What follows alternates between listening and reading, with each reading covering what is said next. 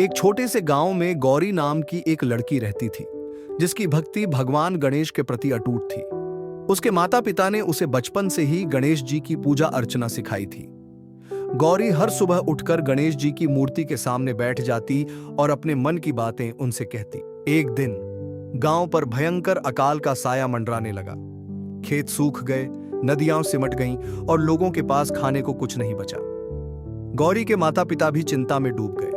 उन्होंने गौरी से कहा, बेटी, अब हमारे पास खाने के लिए कुछ नहीं बचा है, हमें किसी दूसरे गांव में जाकर काम ढूंढना होगा। गौरी का दिल टूट गया।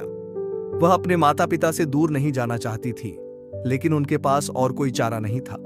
उसने अपने माता पिता को विदा किया और फिर गणेश जी के मंदिर में गई। गणेश चतुर्थी का दिन नजदीक आ रहा था। गौरी ने गणेश जी से प्रार्थना की, हे गणपति बप्पा, मेरे माता पिता बहुत परेशान हैं, कृपया उनकी मदद कीजिए।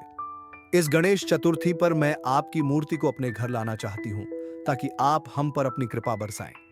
गौरी की आंखों में आंसू थे, लेकिन उसके मन में भगवान गणेश के प्रति अटूट विश्वास था। गणेश चतुर्थी के दिन गौरी ने एक छोटी सी मूर्ति घर लाई और उसकी श्रद्धा से पूजा की।